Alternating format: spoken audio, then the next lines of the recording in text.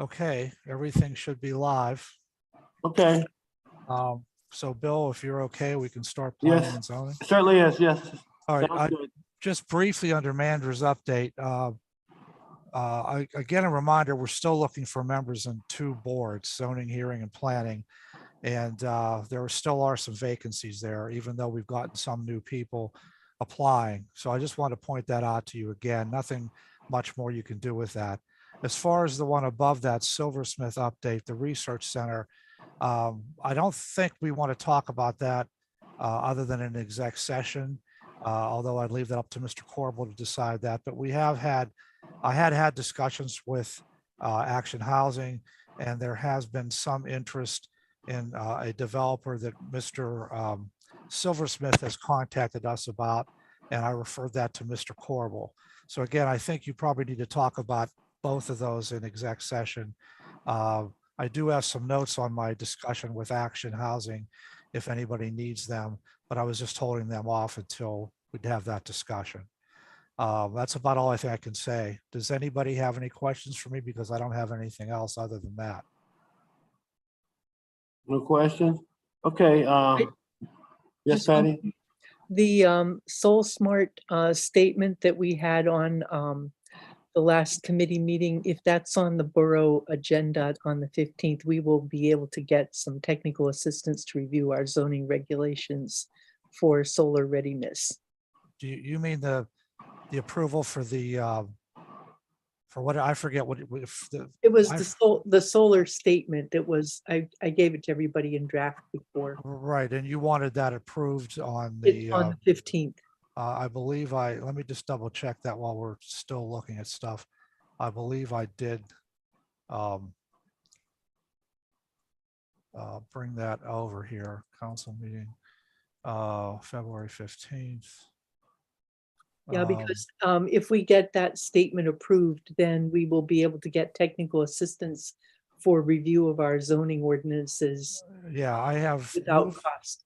moved to adopt the draft solar statement written Yes. by Ms. DeMarco as the motion. Is that Yes. that that's correct. appropriate? Yep. Okay. I So, don't know yeah. where you want to put it, but it needs to be done at that 15th meeting. It's under, I think, ops and policies where it came Okay. up, so that's where I All have right. it. Okay, thank you. Mr. Erbaldinger, do you have a question Yeah. for me? Back to Silversmith, are we sure those are independent entities? Could be like some, Action Housing maybe is outsourcing it to someone else. Well, Or from what I discussed with Action Housing, it sounds like the other group is different. But again, Action Housing is kind of in a quiet period right now as they're investigating things.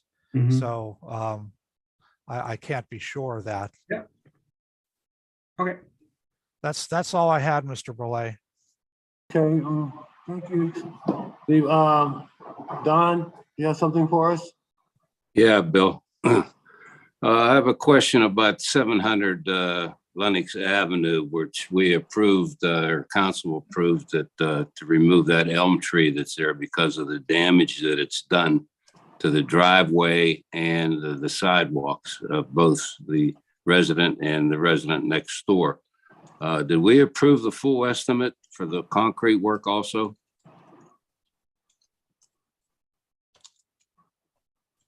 I'm not sure, Don. Steve, did we?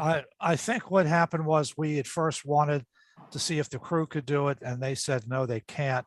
And so I believe that came up last month, and you folks generally agreed that it could just be done by Carl's, who had submitted that estimate, if you recall. Unless there's an objection, I believe that was what was discussed. I agree. That would be just. That's what I have in my notes. So Dawn, it would be okay then for Carl's to both take care of removal as well as the concrete work. Okay, that's what I wanted to know because he wants to put it on his schedule to get moving and before spring. The other thing is the tree removal at 130 Fieldcrest Road that was interfering with the fire hydrant should have been down today. If it's not completely down, it will be finished up tomorrow and the grinding of the stump will start so that we can get to the fire hydrant. Patty, this is for you. Last month at the last meeting, you asked me to take a survey of sidewalks that are being erupted by bird trees. I come up with 22 sidewalks that are in dire need of repair because of bird trees. Mhm. So just wanted to pass that on. Yeah, do we, in the past, Don, did we do anything about that at any given time, or has this always been something that's ongoing? Something that's always ongoing, but you know, hit and miss is what it's been happening. Are some of them so bad, do you think that they might cause injury? We need to give special attention? Yes. I have a list of all the addresses and the streets of the sidewalks that need repaired. Yeah, Don, you and I probably should go over that, see what we have. Okay. That's fine. Okay, That's all I have. all right, thanks, Don. Mhm. Would it be possible for all of us to see that list, please? I would like to see that. Oh, okay, Sure. If you could pass it to everyone on council, I appreciate that. Thank you. No problem. sounds great, Jack, sounds good, sounds great. I'll get it together tomorrow. Thanks, Don. Under committee business, additional, just want to say we are working with public safety to try to get the school bus signs out as much as possible. We kind of got slowed down because of the weather, but we are very diligently trying to continue with the process to get the school safety signs out there for the kids. And also, I'm looking at the possibility of some activities regarding senior citizens crossing our main highway. I haven't seen any signs saying slow down. Don, have you seen any signs that say slow down on Ardmore Boulevard? Not really. I don't You know gotta what's be going very- on there. I be think very there should be some careful there. signs there. Yeah. I just Has can't. anybody seen any signs on Ardmore? Mr. Burley, this is Angelo. Yes. That is currently an ongoing problem. We are addressing it. We have some information that'll be coming out shortly. We're negotiating with a traffic engineer to identify locations for the reduced speed limit signs. And then following that, there'll be some traffic calming signs that will be posted as well. That sounds great. Thanks, Angelo. Wonderful. Any other comments about Ardmore or any surrounding areas where we're trying to maintain control? All right, well, I'm done, Don. I mean, excuse me. I'm done, Steve. Okay. Okay. Then the next committee is finance, which I will have 1 second here. Okay, next committee is finance, and we have the folks from Ameriserve here, which I can activate them if that's okay with you, Ms. DeMarco. Yes, please. I would like to hear from them. Their report was included in the materials that were handed out with Finance Committee, and we're anxious to hear their summation. Okay, Frank and Sean, I am promoting you to panelists, I hope. And you should be able to address council. And if you could In a let them minute. screen share, they may want to share their data with us. I just realized I forgot to, I don't know if he needs to show it on the screen and I don't have it handy here. Okay, I do have mine. Yeah, can you show it on screen? Sure. If you give me share screen. No. Wait till he comes on. He may not want it. Okay. I don't know what happened to them. Frank and Sean, are you both there? Sean, you're shown as. Yes, I'm here. Okay, and Frank, you're Frank is shown as also muted. here. Good. Okay. So we have a report from AmeriServ. Our advisors are ready to give us the summation of their performance of our pension funds at this time. So I don't know who's going to start. Frank, are you going to start? Sure. Steve, can you share the screen there? Patty's going to do that. Okay, Thank you. let me see here.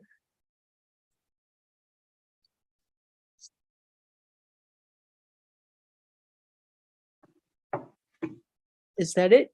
No, Nope, that's not it. it's the, Oh, sorry, that's the wrong one. Yeah.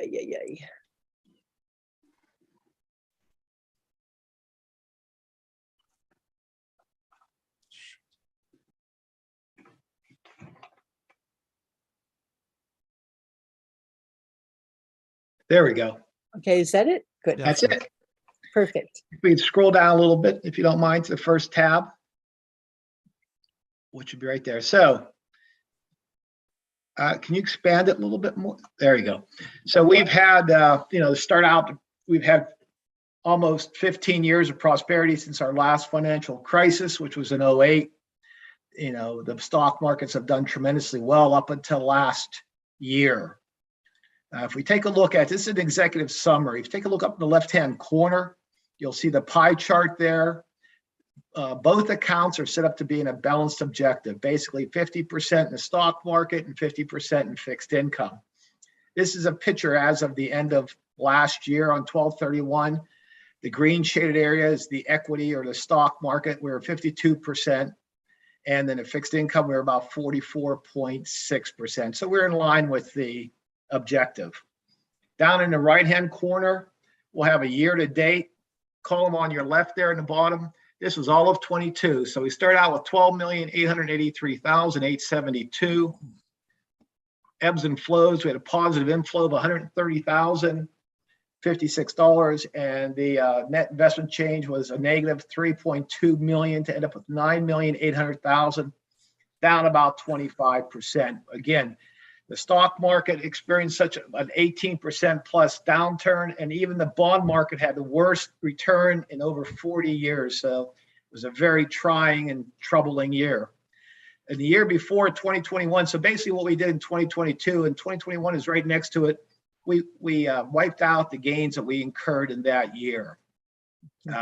So it was basically a zero-sum game within a few $100,000. If you look at the next page down, the inception date, this is an inception report, is at the very bottom, which was from, I believe, in 2000. I can almost see that there in 2000. So the account earned over that time frame, let me just bring that,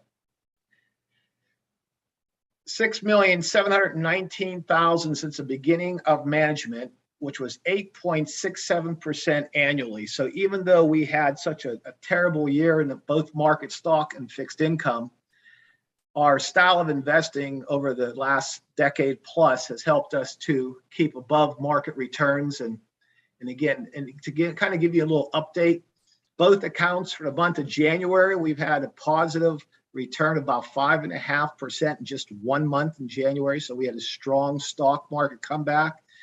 And in February, we're still showing a positive return, not as well, but we are moving in the right direction. Any questions on the police pension fund? Okay. If you scroll down further, if you don't mind, we'll go on. And we have the holdings as of 12/31. Again, they're all mutual funds. We've even made some changes here at the beginning of the year to take advantage of the change in the markets, what's going on. And our changes we made in January have done well with the return. Again, they're all stock fund, bond funds. Again, we have no allegiance to any one fund family. You'll see a whole bunch of different names there. Our job is purely performance. If we move down to the next tab, we'll go over the section 2 will be the employee's pension. Pretty much a similar picture from a return standpoint. We're within our guidelines of the investment objective with the pie up in the left-hand corner. I'm managing both identically. Down in the right-hand corner, you'll see the year-to-date. We start out with 4,570,000. We were had net outflows of 73,000. And the net cash return was a minus 1,133,000 for another 25% drop. And you can see 2021 right next to it. Again, erasing the return that we had in 2021. And the historical page down below is even a little better because we've been managing this one, I believe, a little bit longer. So we're at 12.13% annually from 09. And we earned over $3,777,000 during the time period that it had under our management. And then the investments are identical to the ones we just were shown back up in section 1. You know, we're looking for basically in 2022, you know, president's coming on tonight, but in 2023, excuse me, you know, the big key here is the inflation rate. Got to keep coming down, and it has been coming down. So the Fed's going to continue to raise rates, but the stock market is okay with that for right now because they're raising at a slower pace. They are not raising at a 75 and 50. They've been doing 25 basis points. The unemployment rate is at a 40-year low. And again, you have to remember, and here's one of the reasons why we have such a strong, like the non-farm payrolls that were reported about a week or so ago. This is how many jobs were added in a previous month. We had 571,000 jobs added. So basically what happened in COVID, we had unfortunately millions of people pass on. And then towards the end of COVID, about a year later, people were retiring early, not 62 to 65, but in the 50s. So we ended up having this large black hole of empty jobs that couldn't be filled right away because we just didn't have enough bodies out there to fill them. Plus, you add on top of that, the stimulus that the government was passing out encouraged many people not to go to work. Well, after this last jobs report that we saw, they estimated about 173,000 of new jobs last month, and being over 571,000. It's showing you that the people are running out of money and they need to get back to work. And what is that going to do? How's that going to help inflation? Inflation is caused whenever you have too few goods and with too much money chasing it. Now, when companies can hire workers, are coming back on board, they can produce enough so that they don't have to keep raising the cost of their products. So hopefully, you know, one of the most outrageous costs right now is eggs. It's just amazing, the cost of a dozen of eggs. But there again, we're seeing the overall inflation start to come down, and that's going to be one of the main keys. So even though we have one of the lowest employment rates in 40 years, that's still not a bad thing at this point in time when you look at the whole picture. So we believe that we should have probably about a 10 to 15% return in the stock market this year, as long as inflation does not reignite itself, and we don't believe it will. And China's opening up as well too, and that's going to be if China opens up and doesn't close again for COVID, then that's going to be a huge gain to our markets. Any questions on the report or economy? So you're not expecting that our pension funds are going to be underfunded for our obligations this year? I don't believe so, no. All right, that's our biggest concern. Cecil, you have a question? I'm sorry, I can't hear. Muted. You're muted. I could mute because the screen was up. What did you make the same identical changes to both plans? Yes, I did. Okay, can you give us a little bit of an insight as far as what changes you made to take advantage of the what you expect to happen in the market going forward? I'll start with the fixed income side. So a good portion of last year, your bond funds on the fixed income allocation, that's the one in red, were short-term in nature, which we call them ultra-short bond funds. And basically, with the Fed raising rates so aggressively, long-term bond funds were being decimated, if you will, to return, because people didn't want to be locked up in a 4 or 5% bond fund when the short-term bond funds were yielding much greater because of the short short-term interest rate increases. Now that that has leveled off in December and January, I've gotten rid of all of your ultra short bond funds and went into more high yield international bond funds that what we consider have not a short duration, but more of a longer duration, assuming that when the Fed does pivot and they do slow down, then these bond funds are going to react much better. And they have already. They've had much more of a stellar return than the ultra short bond funds. And that was on a fixed income side. So it's totally revamped on that look as well. On the equity side, basically I am going into more growth oriented type mutual funds, going more international. International has been a very poor performer, probably over the last 15 plus years. Now we are starting to go slightly, not a lot, into the international world of investing, as well as some growth, some technology that has gotten beaten up last year. So I took a look at a lot of the sectors that really got hit last year and repositioned into those for this year upcoming. Do you go out of your way to invest in green technology funds? No, we do not, unless we're requested for that.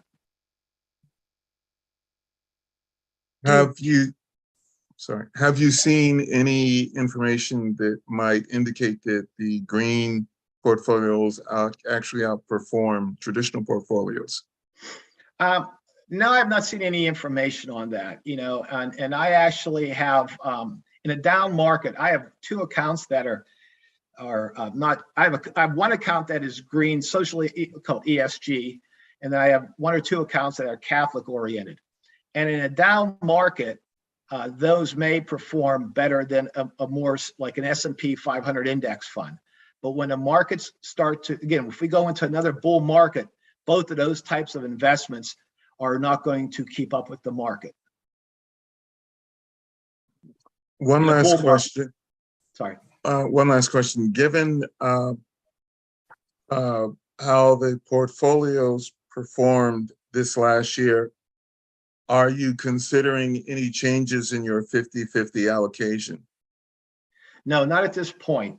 Again, I believe that the stock market will have a positive year-end number. And even though the fixed income has done well, the stock market should outperform the fixed income. So I do not want to go at this point in time 30% in the stock market and 70% in fixed income. No, I want to make up some ground, and I believe that being in a balance objective right now, that is a place to be. But again, I watch these portfolios as well as all my other clients every day. We don't we don't day trade, but I'm constantly analyzing what's going on in the markets to see if I need to make that change. And if I have to, I will, again, basically do what you're saying. I will reduce the equity and go more fixed income, but I don't see that right now. I was thinking more the opposite. Isn't a traditional portfolio 60-40? It is. And I've had your portfolio. I've had both these portfolios up to about 60%. But right now, I don't want to go, again, we're hoping the unemployment we hope the inflation rate continues to subside. And there's just still a lot of uncertainties out there, more than normal, to go a little bit more aggressive to the 60-40.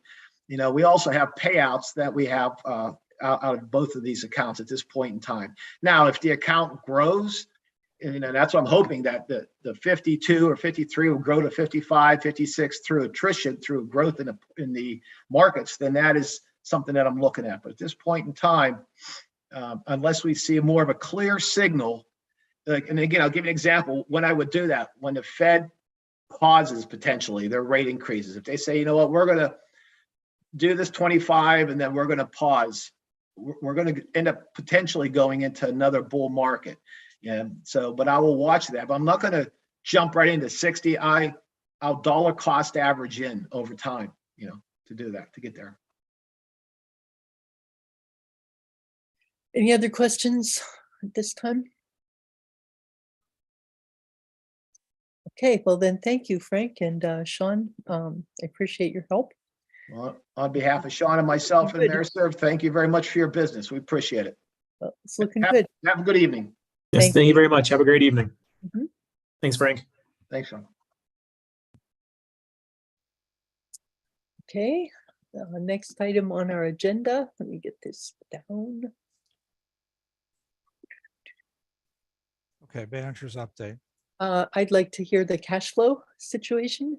Yeah, okay. Well, first, it's not available yet. One of the reasons why every year at the beginning of the year, I get so concerned about getting the budget published and ready to go is because it slows down our bookkeeping.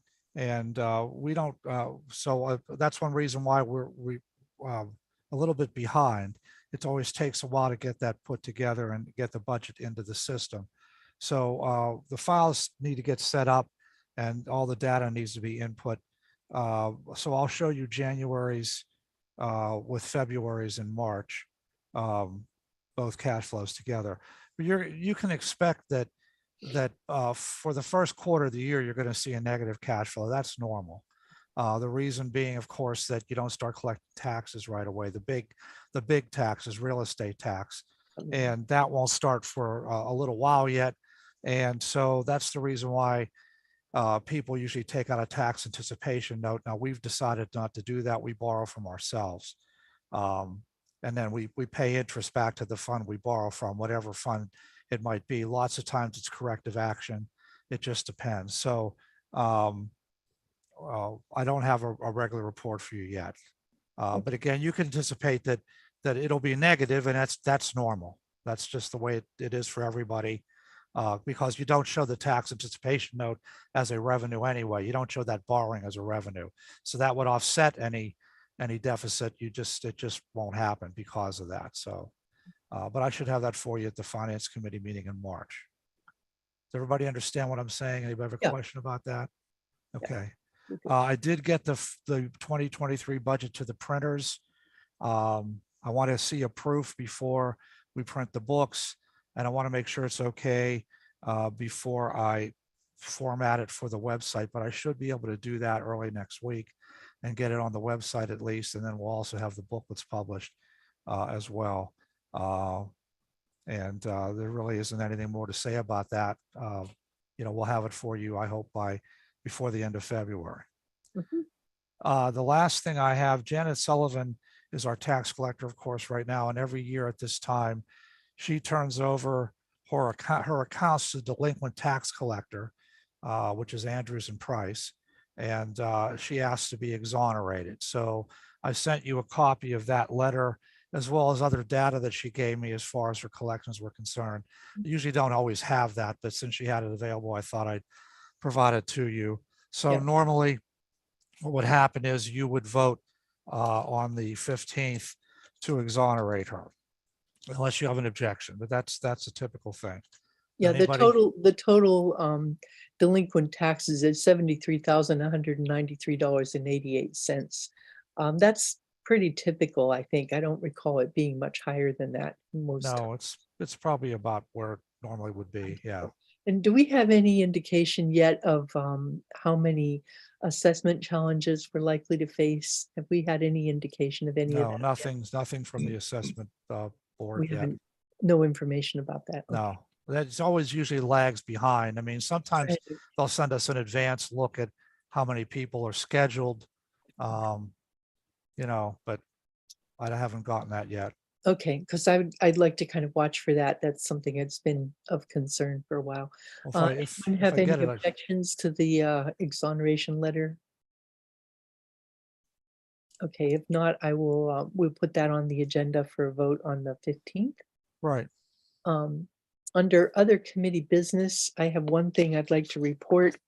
You may recall that we filed a grant application to the Pennsylvania Department of Community and Economic Development for $726,850 for repairing the pedestrian walkways and steps within the borough. And that grant has been approved in its entirety.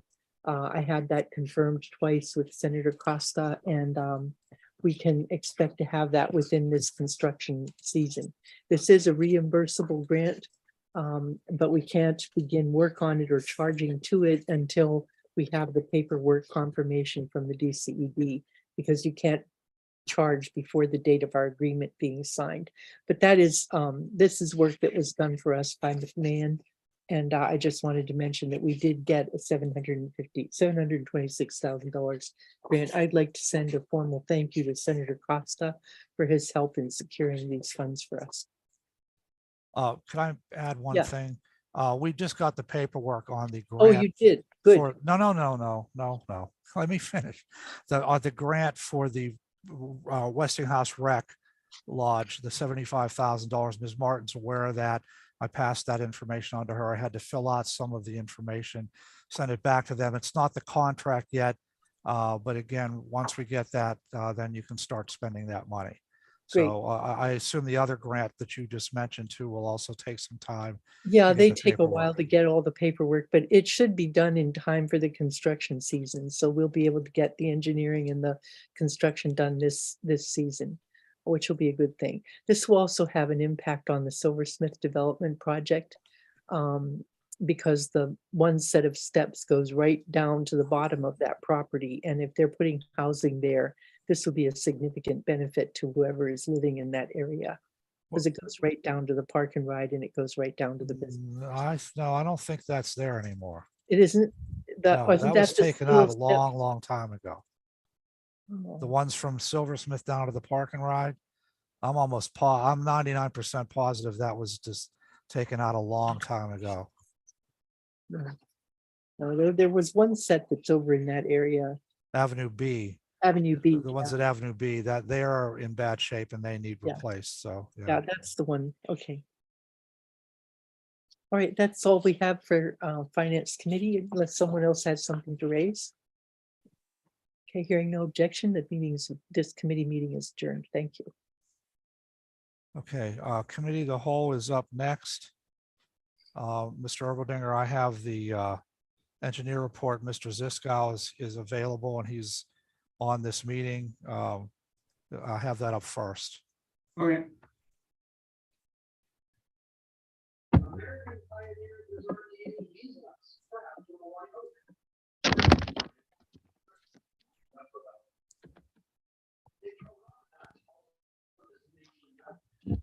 Good evening, everybody. Bob Ziskow here.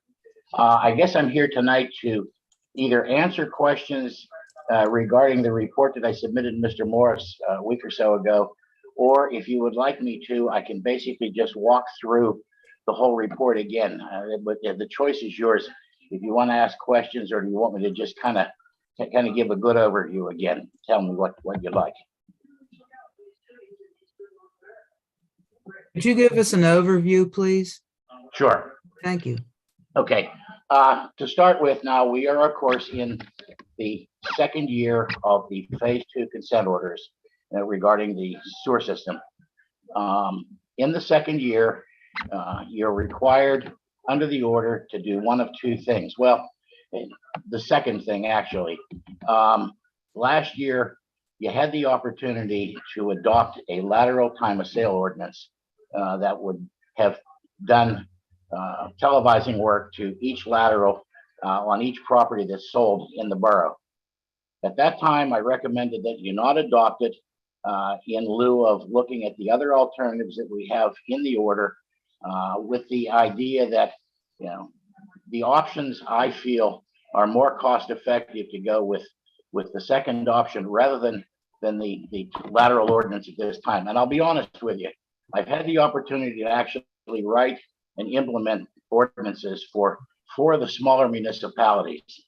And it's not the golden goose, as I might say, for as far as things are concerned. It's a very labor intensive operation to implement, and it's not a smooth operation. You know, a lot of the municipalities that I worked with in it are smaller municipalities. So it gives us a good idea of actually how it works. With a larger municipality like Forest Hills, where you don't have your own municipal authority, you'd have to do it. You'd basically do it the same way we're doing in the smaller municipalities.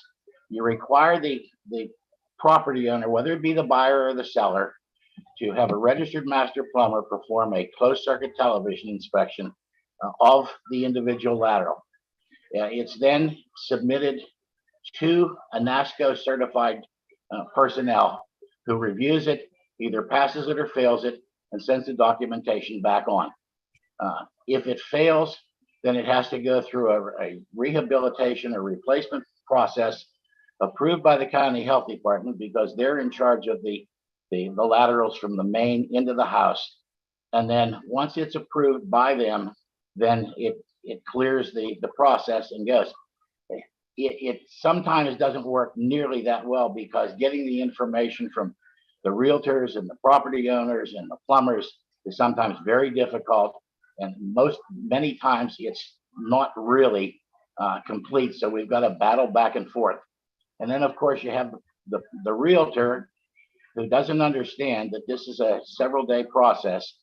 And we tell them right up front in the instructions that they need to have this in at least 10 days in advance. And yet we get a call on Thursday afternoon at 4 o'clock that they want to close on Friday. So these are some of the difficulties. It does work. It doesn't work smoothly. Maybe someday it will. But at this point, I feel that the second alternative is the best alternative to look into. Your municipality is below what they defined as a gold line standard. They've allowed so much extraneous flow into the sewer system, and that's what they call the gold line standard. You're either above or below it. In the case of Forest Hills, you are more than 10% below the gold line standard, which is excellent. And it's surprising, because of all the sewer sheds that I've worked in, the TO4 sewer shed, which is primarily Forest Hills, all the municipalities that contribute to that, all the way down to East Pittsburgh, are more than 10% below the gold line standard. When you get to East Pittsburgh, they have another criteria, because they're a combined sewer system. They need to be at least 85% capture of the wet weather flow. They're above that. Now, we tried to work, when I worked on the negotiating committee, we tried to work towards the premise that if you were more than 10% below the gold line standard, you wouldn't have to do a project. Well, somehow that didn't get in the orders. But again, there's 2 schools of thought. Somebody made the statement in one of our meetings not too long ago that if you're below the gold line standard by more than 10%, and your 10% project, which again is to remove 10% additional flow, that it becomes much more difficult. My opinion is it becomes easier, because you're going to on an economy of scale. If the gold line standard is at 5,000 gallons per inch per mile, and you're more than 10% below that, that means you're down at 4,500 or 4,000. Your 10% project then becomes 400. If you're 10% or more above it, for example, 6,000, then your project is 600. My opinion, and I tried to write that in the report, is that we have a better chance of finding and removing the flow at a more cost-effective method. Now, the way that works, and again, I've tried to explain that in a report, is that we do what they call a flow isolation study, or a series of flow isolation studies. We go to areas that we know are considered wet, or they call them hot spots. And they go out at night and they actually monitor the flow where there is basically nobody using their facilities. So strictly what you're measuring at that point is groundwater and stream water and that sort of thing in the storm. You follow it up the lines and isolate it as to where the majority of it's coming in. You start at the beginning and then just branch your way out. It then gives you an identification of where you're looking to get the most flow out of the system at the most cost-effective way. As I explained, that cost to do that study, I've gotten a quote from a contractor who does that. And we're looking at a maximum of $10,000 to pick out 3 of the hottest areas. And again, knowing your system as I have over the past years and working with Mr. Thielacker, we've picked out 3 areas that we feel are probably the most likely to find what we're looking for. Now, once again, excuse me, I have a quick question. Can Sure. we do that study with our own camera track? Can we do it ourselves? You like put a camera into the sewer? No, it's actually not a camera, Mr. Erkelblumer. What it is They actually go in with electronic devices and they open up the manholes and they put this electronic device in and they measure velocity. Okay. So it's not, once this is all done, we would obviously camera the line before we did the final design work on it. And yes, then your crews and your truck can do that very well. To get back to it, again, we're looking at about $10,000 to do these 3 areas. Now, if we come back and determine that it is difficult to get our 10% project without a lot of excessive costs, we then have the ability to go to the health department, who is our regulatory agency with the ACO, and explain that to them and indicate that it would be more cost effective to enter into the lateral time of sale ordinance, whereupon we could do that. But I think at this point, there's 2 things to be considered in all this. First of all, we have 2 projects that we have done that I believe can help us bring down the percentage of our project from 10% to maybe 5%. I can't guarantee it, but I feel that there's an awfully good chance. The first one is a project we did in 2017, where we did the Barclay Avenue sewer down below where the Borough building is, and a portion of the Avenue F sewer. What we did in there is we actually eliminated the two borough sanitary sewer overflows. And that's a big key item as far as the regulatory agency is concerned. They want to eliminate those at all costs. We had 2 manholes that had storm sewers and sanitary sewers open, interconnected with one another. We separated those. We came down and we put about a 300 or 400 foot section of new sanitary sewer in Avenue F with all new Y connections, laterals across the street, inspection ports and so forth. And we did obviously reduce the flow. Ms. DeMarco had asked if we had done if we made any applications for GROW. And at that point, that was year 2. And I did submit that to Alcosan. Alcosan thought it was a good project, but when they crunched the numbers, they decided that the cost per gallon of removal of flow was exceeding what they considered cost effective, so they didn't fund it. But nonetheless, the project itself was a good project, and I believe that we have the opportunity to submit that to the health department and kind of ask for credit on that one. The second one is we're just finishing up now, spending $350,000 more or less to do the significant deficiency repairs that Alcosan required of us in order to take over the regional trunk sewer. Now, I'm certain that in that instance, many of the liners that were put in would certainly have reduced some of the infiltration that's coming into the system. An analysis of that, if it's beneficial, then we would also submit that to the health department. And again, that and or the other project together, I think is going to help us to reduce the scope of our project. So the bottom line is, with all that said, my opinion is the most cost-effective way to move forward at this point, and we're still in full compliance with the order, is to authorize the flow isolation studies. We would have those done during the month of February, well, later in the month of February and early March, if necessary, while the groundwater table is still high. Get the results, determine what the scope of the project is, and then either submit that to the health department after you've approved it, or go back to them and say, we think it's too expensive, we need to go the other way. That's kind of the summation of the whole thing. Thank you. We have a question from our mayor. I think you have your hand up. Yep, I do. Thanks. Bob, thanks for the rundown of it. Couple of quick questions for you.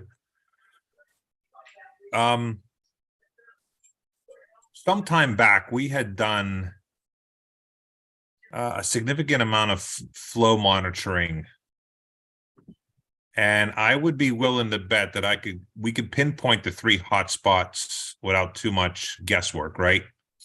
I would think Cherry Valley is certainly one of them. Yep. Kenmore would be the other. Because we kind of catch runoff from the boulevard and the avenues, and as well as Center Avenue coming down from Braddock Hills, right? Mhm. And then we sometimes experience some pretty hot spots along Ardmore Boulevard. Every time we get a pretty heavy rain, I mean, I've seen manhole covers actually pop up. And Right. storm lines catch basins rather kind of overflow with the water coming down. So, I mean, I think the three hot spots we can kind of pinpoint with very little effort. To me, the question is, what's contributing to that? You know, my concern is that we probably experience quite a bit of runoff from the high school property, and that probably ties into the diversion of this of the downspouts from the high school building, especially after construction, right? Mhm. My guess on the boulevard is that we have like maybe mine water or what have you behind St. Mars Church, that property. There's some water runoff between the condominiums and the actual church property, right? Mhm. And then Kenmore would kind of be, my guess is like just runoff from the creek that runs along Center Ave. So, I mean, I guess my question is, do we really need to kind of invest that 10K to kind of pinpoint what I think is, I would assume, tribal knowledge for anybody on Public Works who's been engaged in it? What other, I guess, data comes out of that flow monitor, this new? I'm assuming what you're proposing is flow monitoring again, right? And No. Actually, Mayor, this is what we call flow isolation. okay, You're absolutely right, and you've hit on most of the areas that I've talked with Mr. Thielacker about, and that I have the same knowledge of. And basically, what it does is, you have the peak flows and extraneous flows in those areas. Yeah. Based on flow monitoring. correct. We take those areas and you actually work your way up the system at night when the system isn't used, and you isolate that flow. In other words, you've got point A where you've got X amount of gallons of flow. So you go up to the next intersecting manhole or next intersection, and you check B and C that feed point A. And as you work your way up the system, it isolates the majority of the flow just by way it's done. You don't actually put a flow monitor in, you put what they call a flow sensor in, which actually it determines the flow based on the formula quantity equals area times velocity. It's a velocity meter and what the extent of your project needs to be. It's a very good investment. And I'm sorry, I don't mean to be daft about this. I'm just trying to make sure I have my arms around it. Is the data point you're trying to collect, is that trying to understand the like the illegal tie-ins, for instance, from making, so in other words, we're trying to make sure that the appropriate inlets are tied into the correct sewer lines, right? Sanitary versus storm. Yes, that and any other sources of flow that aren't actually sewage that's being flushed down the line. Like mine drainage. Mine drainage, an illegal stream connection, groundwater from leaking pipes, any of those types of things. And as they say, you know where it is, where it basically outcrops when you have a heavy flow. This actually goes back and tells you the areas. I mean, you can go up the line, for example, Mayor, and you have a stream flow in there, but you don't know exactly what directions it's coming from, but you've monitored from before. This will actually take you during a nighttime flow, and it's real easy to do. It doesn't take a long time to do it, but it may be coming from one direction completely. It may be coming from a couple directions.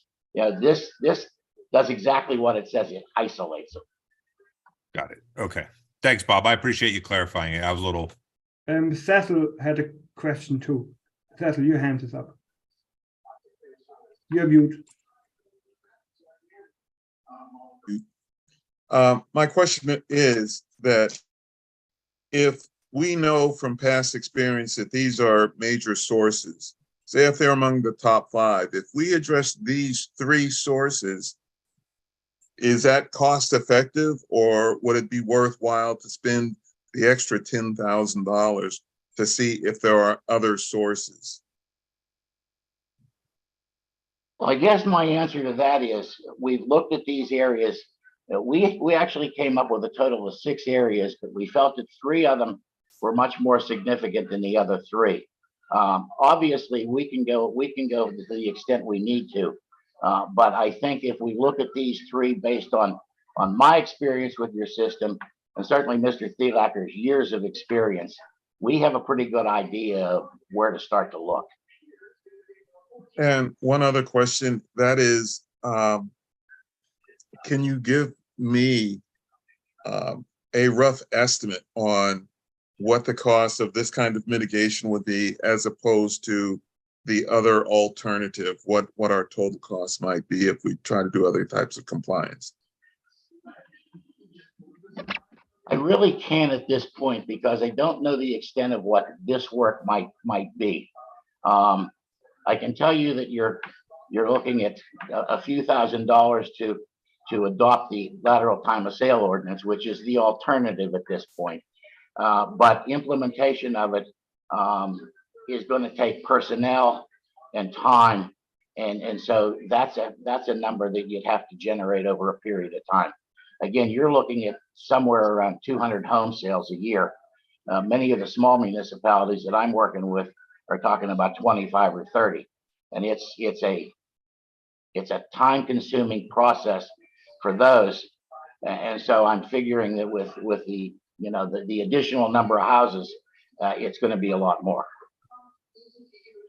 And Also, one other key item before we go on is note that we do not have to do the project this year.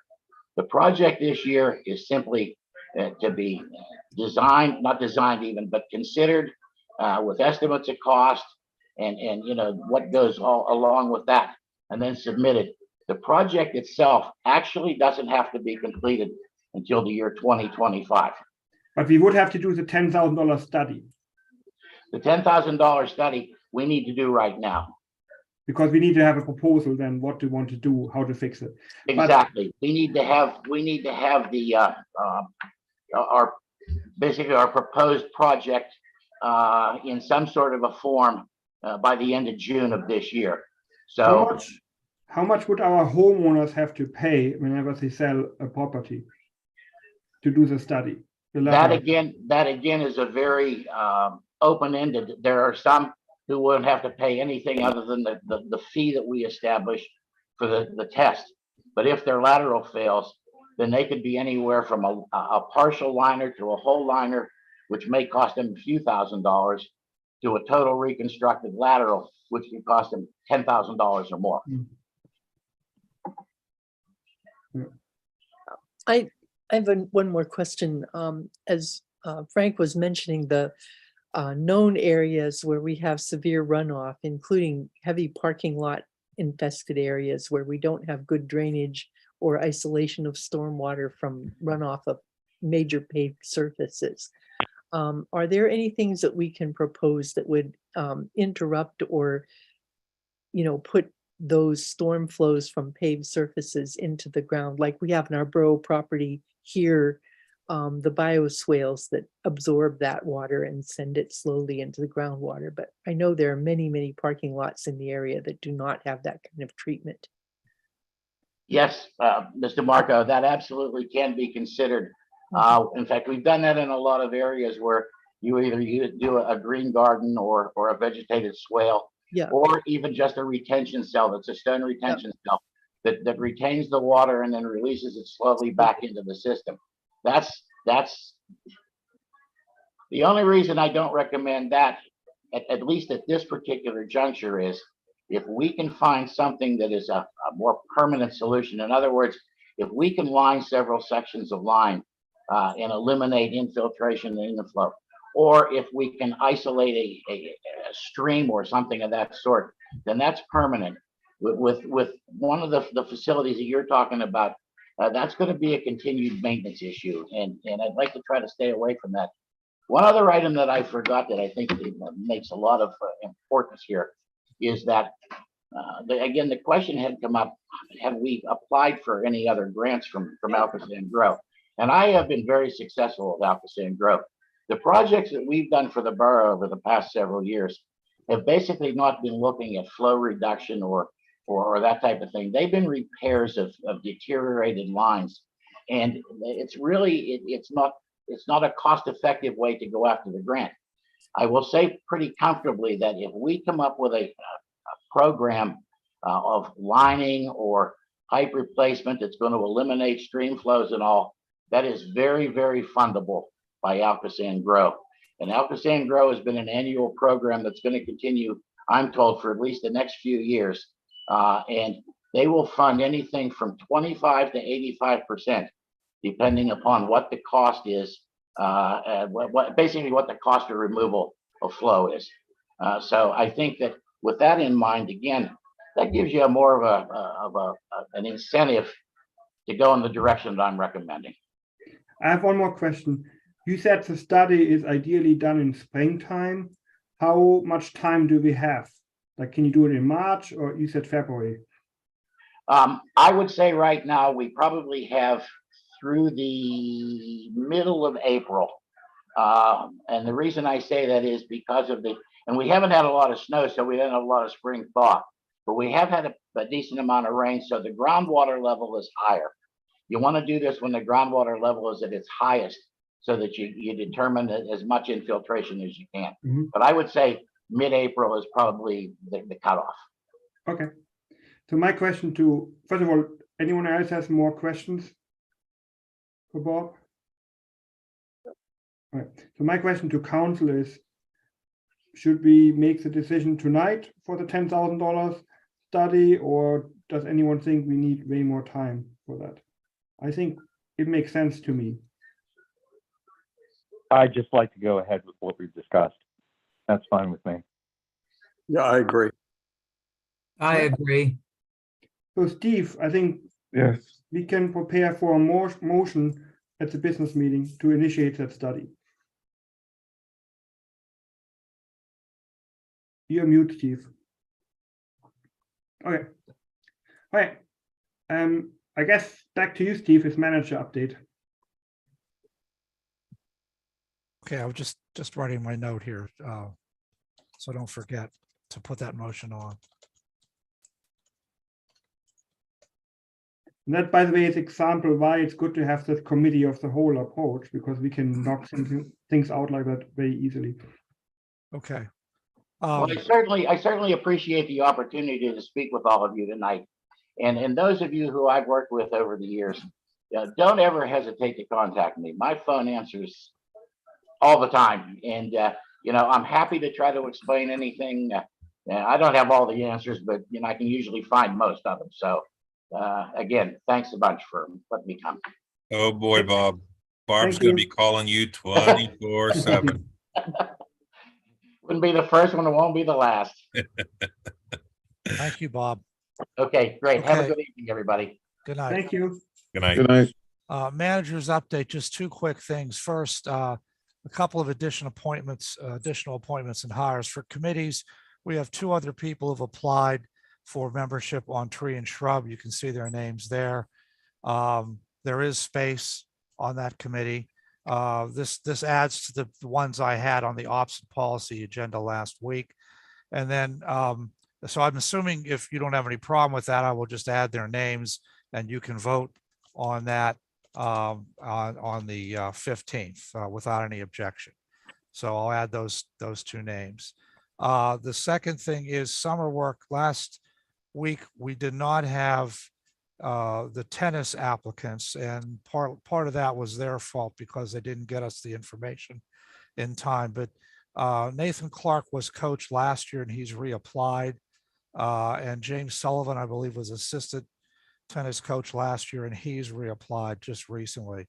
So again, I would add them to the summer hire vote if you're okay with that.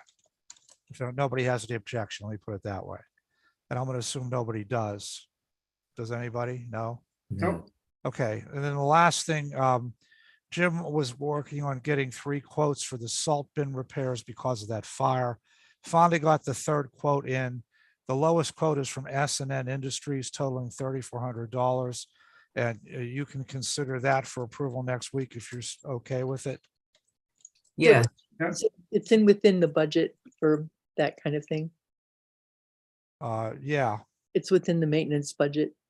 yes, well, yeah, yes, I believe that was turned in for insurance as well. Yes, I was just going to say that. right. Thank you. So that's all I have. All right, thank you, Steve.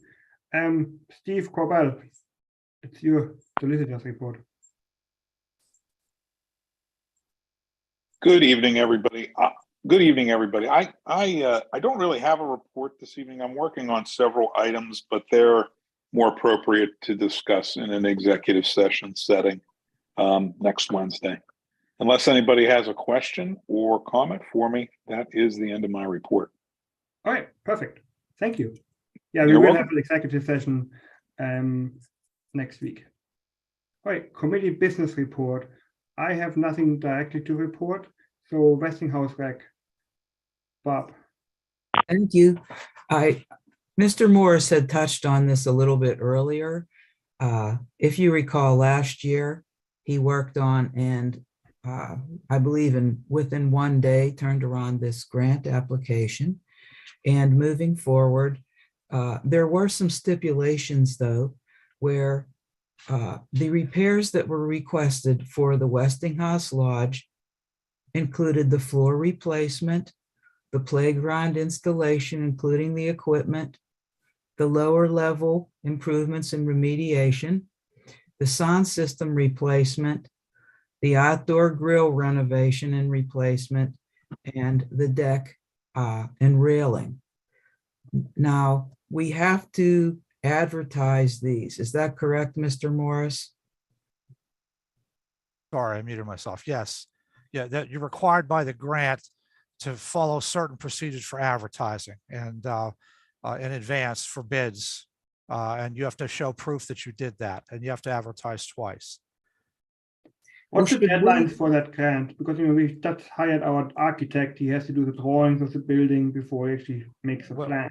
Well, to be honest, that we haven't even received the contract yet to be Oh, signed. so we have we got time. was, yeah, all we got was the preliminary paperwork that I had to turn back in. And they have to get us the contract. Then once they do that, I think it's reimbursable. I don't believe they're going to give us money. I think we reimburse, we follow their directions. So it's going to be a little while. Yes. Okay, because the idea is, he will make a whole concept. He also will work with the community alliance, hopefully if they hire him, and then we can take out some jobs like the railing. We can maybe do the railing. I think it will maybe take 2 or 3 days we can do that during summer and do the bulk of the work starting after the rental season in September. So, but we can probably take some jobs out of his whole thing and start early. Well, my request for the railing, which I wanted to talk about tonight, those handrails, they're terrible. They need replaced. They're not safe. And I understand that the bookings really ramp up starting in May. April would probably be, from what I can get, would probably be the best month to try to replace the railing, which I strongly suggest we do. It's just not safe. There are some portions, they're not even in touch with the concrete steps.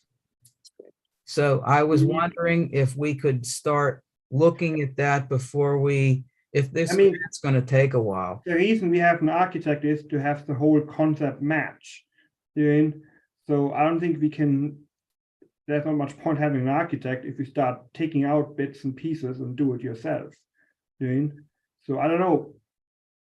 Steve, The architect isn't going to redesign the railings. I mean, you need safe No, railings. but he has to pick what kind of type of railing he wants and stuff like that. So we can talk to him. Steve, do you want to talk to Jimmy DiCecco? If he Yeah, has an idea? yes. In fact, he contacted me again today. He still hasn't gotten the signed agreement. I've sent it to him 3 times. So I Okay. asked Annette if she would talk to him tomorrow if Okay. he doesn't get it again, because I signed it right away and sent it back to him, but for some reason he's missing it. Okay, because Oh. you can mention that we would like to prioritize the railing, but obviously it needs to fit into his concept. So we can do our best, but I don't think we can promise April. We will see. Mr. Bioki, your hand is up. Yeah, I just wanted to make you aware that as of right now, I got some information from Ms. Sim that the bookings for April, the weekends in April, she already has bookings for all those weekends, just so Okay. you're aware. Thank you. And then I guess you can just keep talking, like software purchases. You have some updates on that. Yeah, before we do that, can I go back to Mr. Corbel? He asked if we had any questions. We have a Earth Day situation coming up where we will have volunteers that will go out to clean up the parks and some other areas. I think we need to have a, some sort of waiver they will sign. So would that be something that you would give us some assistance with? What? Yes, we've done that in the past for some other activities in the borough. So we do have something on file that we could, modify to fit this circumstance. Excuse me. Yes. Do we Yeah, need Patty. to do this? We've been doing this cleanup around the neighborhoods for 6 years. And I don't think we get families turning out, people walking up and down their own streets. We've never had a waiver in place for that sort of thing before. Why do we suddenly need it now? Well, if they're coming to the borough, we're handing out gloves and we're handing out bags and other material for them to take. If they're cleaning up their own neighborhood and they're doing it on their own, that's one thing. If they're coming and gathering at the borough and being dispersed that way, there are other places that have had problems with people being injured by picking up broken glass, actually grabbing syringes and needles, picking up contaminated drug paraphernalia that's contaminated with fentanyl. You get that on your skin, you're going to be calling for an ambulance. So just to be safe, I thought that we should look at whether or not we need a waiver. Steve Corbell, what's your opinion on that? I know you said some people do it. Do you think we should do it? Well, I mean, the way I look at it is if we are sending them to clean up on borough-owned properties, etc., we probably should have one. For folks that might just be traversing their street or adjacent streets to their neighborhood, it's a take it or leave it thing as far as I'm concerned. We're not telling them what they have to do or what they have to pick up.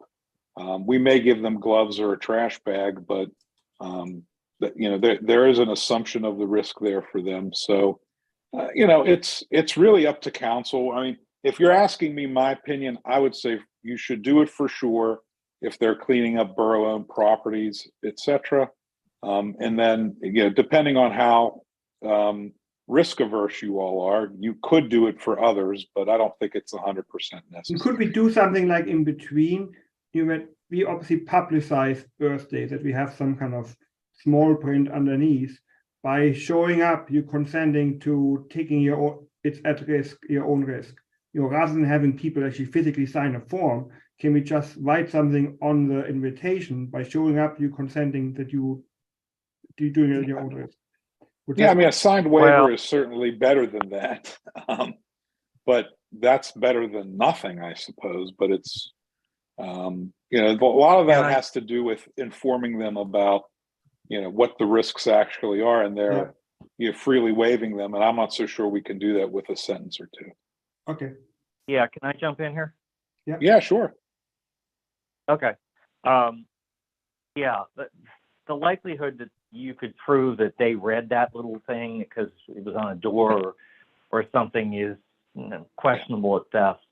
And if they were just wandering the streets and picking up trash, that'd be one thing. But we are sending people out into the parks we've got the open stream down in the Forest Hills Park, and you know, just wandering around that stream, you could fall in and break an ankle. And I think it makes sense to have a waiver. I know it sounds legalistic and annoying, and it's Earth Day, and let's all do a good thing, but I think we should consider having this waiver. I think it makes good sense. And to be honest, I don't think anybody's going to get all that wired up about signing it. All right. Anyone else has an opinion about that? Sounds like majority. We'll put one together for you. What? Yeah. I said, we'll put one together for you then. All right. Sounds good. Okay. Now software purchases, Angelo. Yes, we've been looking at a variety of different software. Three that top our list are asset management, or actually four. Asset management, event manager for making reservations for our parks and other facilities, rental facilities. Software redesign for our website, and also another product that we looked at, which was for document management and document processing. So I had a discussion with Mr. Morris about the possibility of what we could purchase based on what was in our budget, and how we can get some additional funding, looking at other parts of our budget. And we came up with three things that we thought we could get in place as soon as possible. One was for the event manager software from Brightly, which is the Siemens company. The cost of that is roughly $4,200 on an annual basis. There is also a implementation fee that goes with that, and their charge for the implementation is around $7,000. So that's one piece of software. The second piece of software, which is the website design, that is would cost us for the first year roughly about $8,000. That includes the custom website design as well as the annual maintenance fee. And then the third item is the something called Laserfish, which is a document storage, electronic document storage system. The cost for that is $3,000 a year. I believe there's some implementation costs. I don't have that in front of me right now. But in addition, they have a complete document management system for fillable forms. So if you go online, you can fill out a form. You can set up a flow process for that, for approvals, for distribution, and then eventual storage. So one thing that would do is would eliminate some of the storage that we're looking at Iron Mountain right now. So we were recommending to go from day forward to do this electronic storage rather than trying to go back and digitize all the previous documents that we have. The fourth piece of software was the asset management, and that's a little more costly. The asset management software for our population, it would cost us $10,000 annually, as well as there's an implementation fee, which I do not have that in front of me. Yeah, that's also $10,000. So it's a $10,000 annual cost plus initial cost of $10,000. So we thought that we would recommend holding off on that asset management until later in the year, when we can make sure that our budget would support that. So that's what we're recommending, or at least that's what I'm recommending. And Barb Martin also looked at this software with me, along with Mr. Morris. I mean, the event software is a big part of why we did create a new position for our event director. So we need that. Yes. The website, would it allow us to do like more interaction, like people can buy pool passes on it, they can book swim lessons? can you do more stuff like that and have like a financial component that you can put cuts?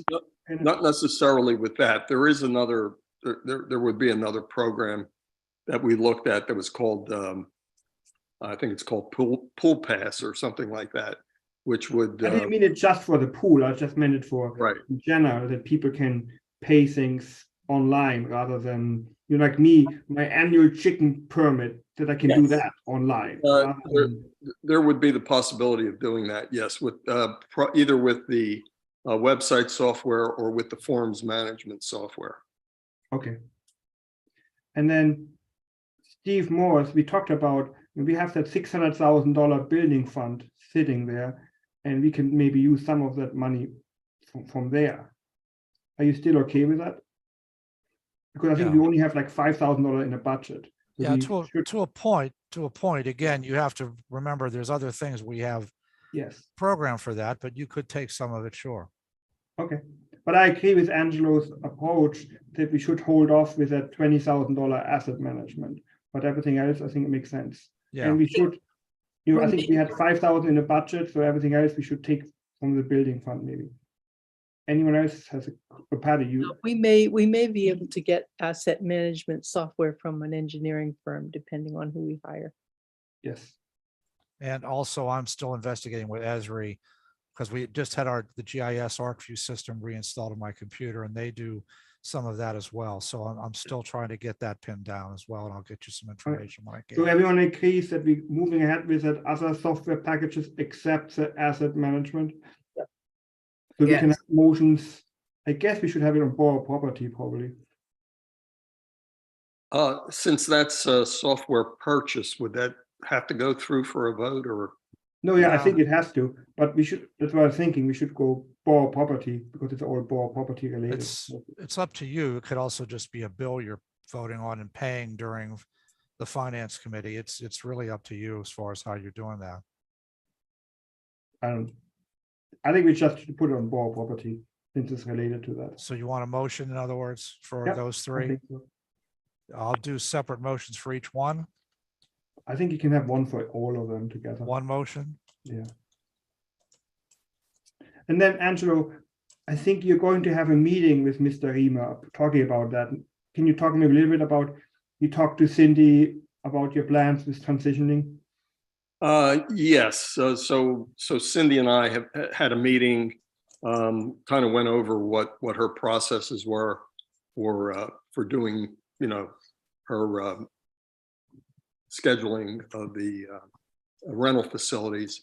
And she showed me her book, and it's pretty full for the year already, with the exception of the few that she just gave me, which were for April.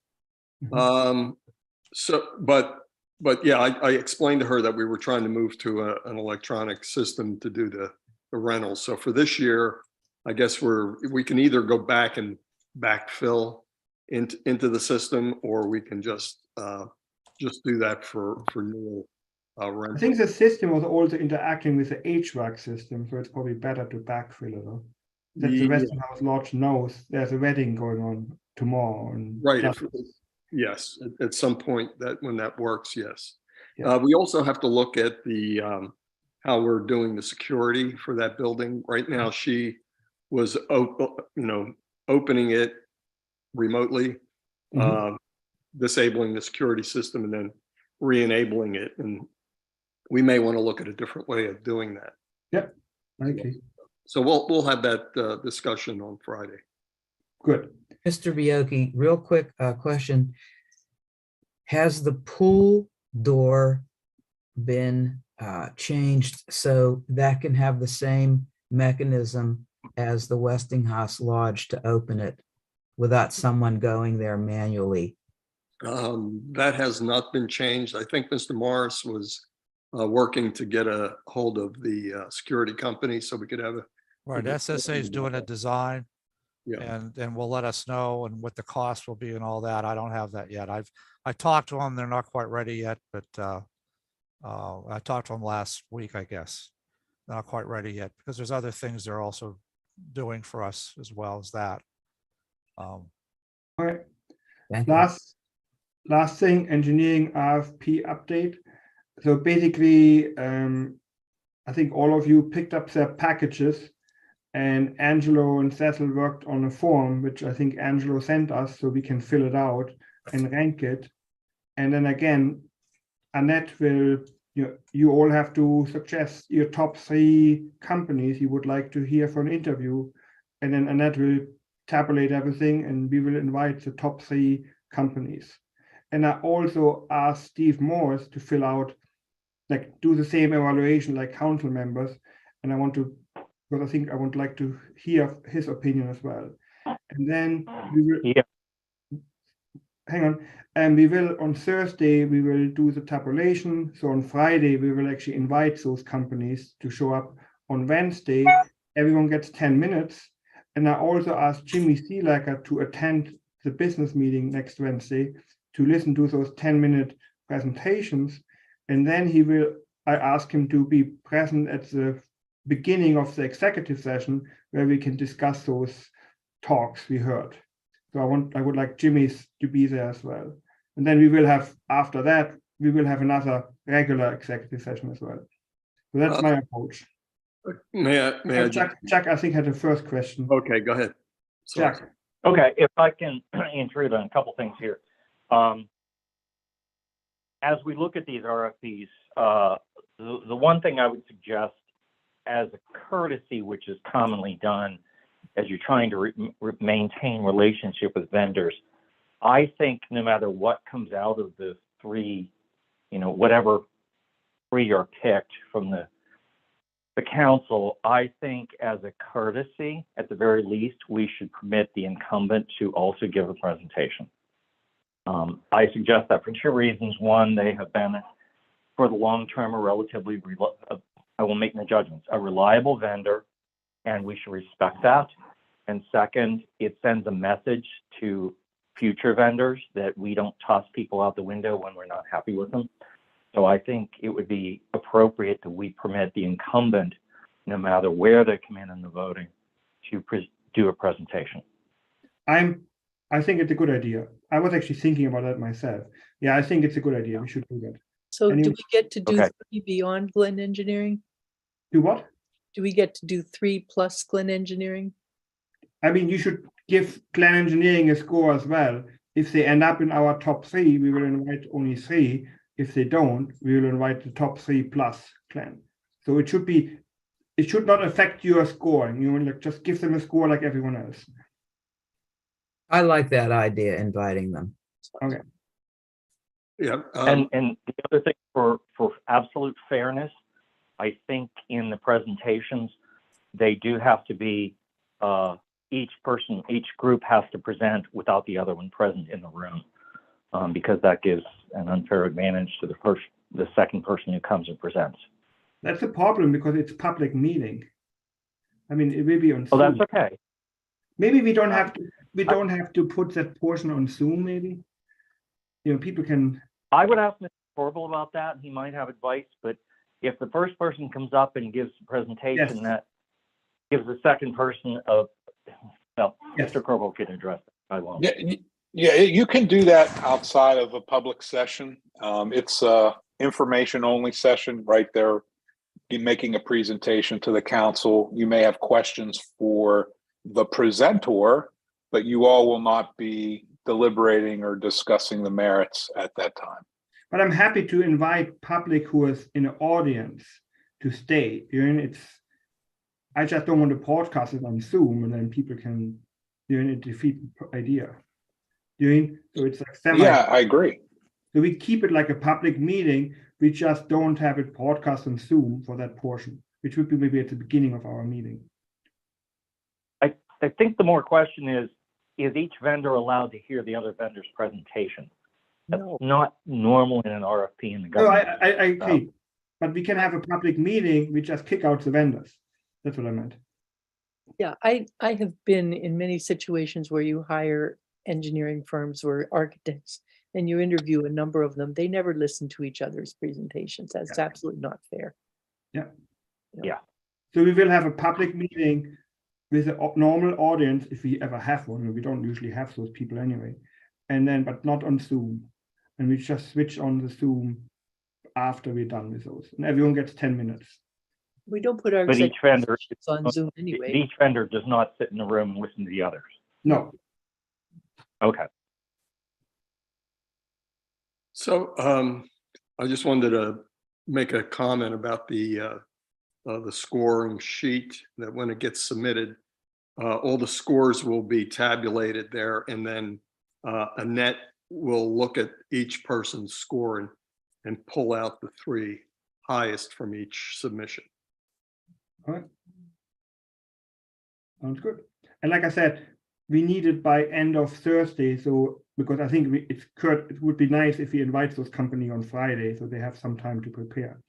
So we need, council members need to submit theirs by end of business on Thursday, so Annette has it Friday morning. How much time are you giving them? We 10 can minutes, invite them on Friday. 10 minutes, I thought. No, I mean between Friday and then next Wednesday. Yeah.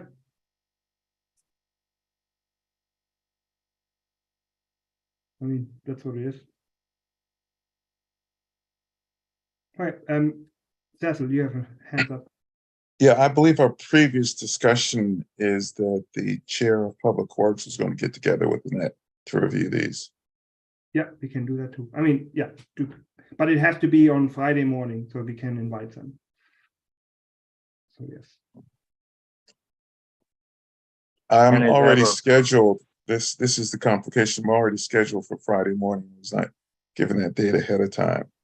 So are there other times where I might be? I mean, technically, it's just computing those scores. It's not really anything, I don't know. Do you want to? That could be done in the presence of the borough manager. We don't have to Yeah. have a committee chair in it. So, I mean, Okay. you can ask for the scores if you're interested. So, all right. Anyone else has questions? Steve, do we have another set of applications? I'm not sure if the mayor is interested. I mean, he can. Frank, Oh, do you have oh. time to review those? All that was required was 7 Okay, in the then, RFP. Now, they are also, there were also flash drives that were submitted, and Annette downloaded those on the computer. That's what I'm using to look at. So if anybody wants them, contact Annette and she can Okay. get you those that way. so Frank, if you're interested, I'm happy to have you part of the party as well. But they're like, I think there are 11 of those, and they're like 30 pages each about. If you're Okay. interested. Yeah, just email Annette and ask her and she can send it to you. Because I won't be around for a few days. That's fine. And then Angelo, can you send Frank your form as well, please? Sure. Right. Anything else? Nope. All right. Thank you, everyone. Good night, Bye. everybody. Bye. Ending the meeting.